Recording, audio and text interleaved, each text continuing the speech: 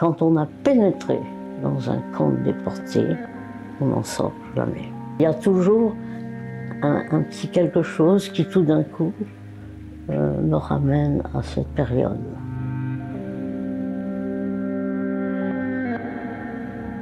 On peut dire que la famille est entrée en résistance, parce que cette famille, tout au moins la famille maternelle, avait déjà connu la guerre de 14-18, dans des conditions épouvantables, puisque c'est une famille qui avait absolument tout perdu. Et donc, si vous voulez, 40, l'arrivée des Allemands, l'occupation de la France, pour nous, c'était absolument impossible à accepter.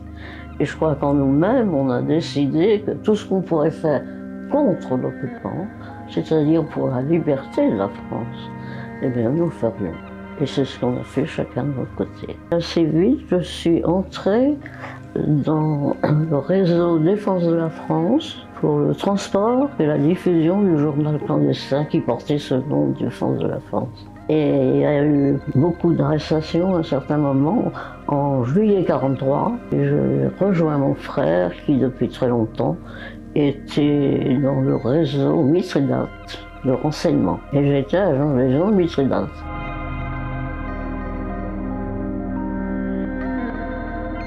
Nous allons être au secret à Fresnes. Au secret, on est seul en cellule. Nous allons partir dans un transport, dans un convoi. Nous sommes dans des wagons à bestiaux, une centaine de femmes, c'est-à-dire qu'on ne pouvait pas s'asseoir toutes ensemble. Pour la plupart, nous avions été torturés. Celle qui avait été le plus marquée par cette torture, c'est une de mes compagnes qui avait été écartelée. Et dans ce wagon, on avait une espèce de seau pour nos besoins. Alors ma mère n'est pas dans le même wagon que moi, donc je vais la retrouver à Ravensbrück. C'est un drame intérieur, on ne le montre pas. Ma mère m'avait dit déjà quand nous sommes arrivés, on ne pleure pas devant les Allemands. D'abord parce qu'elle ne le faisait jamais, et puis ils auraient été trop contents que nous pleurions. Ça aurait été pour eux une espèce de victoire dans leur façon de nous faire vivre, ou plutôt survivre.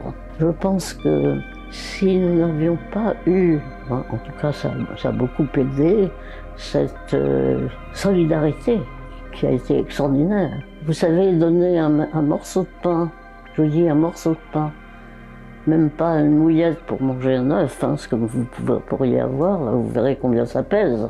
Eh bien, donner un morceau de pain, pas plus grand que ça, à quelqu'un qui va mourir et qui dit maintenant, tant pis, je me laisse mourir, je ne reviendrai pas, ça n'a pas d'importance, etc.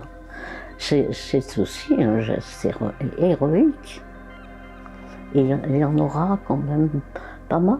On était là-bas pour mourir, il ne faut pas l'oublier quand même. Et s'il y en a qui sont venus, c'est grâce à ça. J'ai connu moins 30, avec rien dans le ventre, pas grand-chose, quelques rutabagas, du pain qui était un pain infect, et puis pas grand-chose sur le dos. J'ai encore ma robe, vous auriez vu ce que c'était. Et les chaussures, les galoches. Ma maman et moi, et puis un petit groupe de mes compagnes, nous allons aller dans 4 camps. Si vous voulez, il y a Ravensbrück qui est le grand camp où vont être accueillis, c'est un mot que je ne devrais pas dire, où arriveront toutes les portées femmes pour la plupart. Et ensuite, il va y avoir des transports vers les différents endroits d'Allemagne où se trouvent des commandos, où nous sommes envoyés en principe pour travailler. Et pour nous, je vous ai dit qu'on était des groupes très serrés de résistants. Travailler pour l'armée allemande, c'était nous demander de nous suicider, pratiquement. Alors, on a fini par s'organiser, si vous voulez, à Torgau, on nettoyait des obus dans des bacs d'acide. Et c'était quelque chose d'extrêmement dangereux, on n'avait aucune protection. Et on s'est rebellé, on a refusé, et puis c'était quelque chose pour l'armée, allemand pour l'armée. Et pour nous, nous nous considérions comme des militaires. Alors nous, les Françaises, on avait une réputation d'être les plus mauvaises travailleuses du monde, ce qui nous réjouissait à un point extraordinaire. Alors là, on n'a pas duré non plus, pas très très longtemps, étant donné le travail formidable qu'on réalisait, parce qu'on ne comprenait rien. Nous étions une bande de débiles.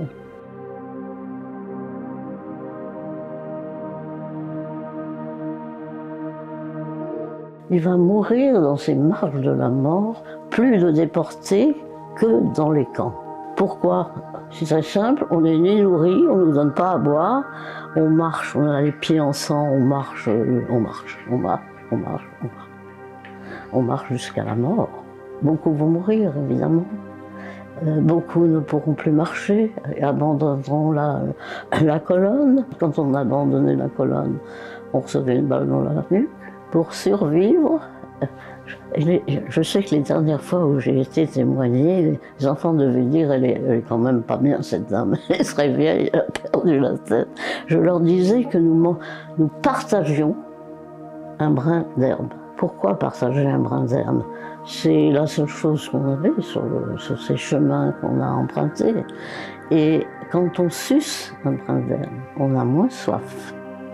Et partager un brin d'herbe, écoutez-moi bien, et ne l'oubliez jamais ce que je vais vous dire. Partager un brin d'herbe, vous avez tous vu un brin d'herbe quand même, c'était héroïque. Et là, maman ne pouvait plus marcher. Et donc pour elle, c'était à peu près la mort sûre. Hein. Et nous avons essayé de nous évader avec deux de nos compagnes. Nous allons réussir à nous cacher dans une cabane d'ouvriers. Et c'est là que des Français qui travaillent dans l'endroit où nous nous trouvons vont nous découvrir et nous sauver.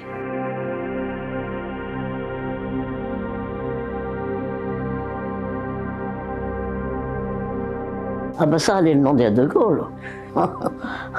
On lui en aurait donné, nous, des noms. Sans les femmes, la résistance n'aurait pas été ce qu'elle a été. J'ai connu Geneviève de Gaulle, j'ai connu Coury c'est Germaine Thiéllon, mais j'ai connu tellement de femmes extraordinaires. J'ai eu la chance d'avoir comme camarades les infirmières du Vercors, les parachutistes franco-britanniques, des postières, parce que le rôle des postières a été extrêmement important. Et on n'en parlait pas beaucoup, même au retour.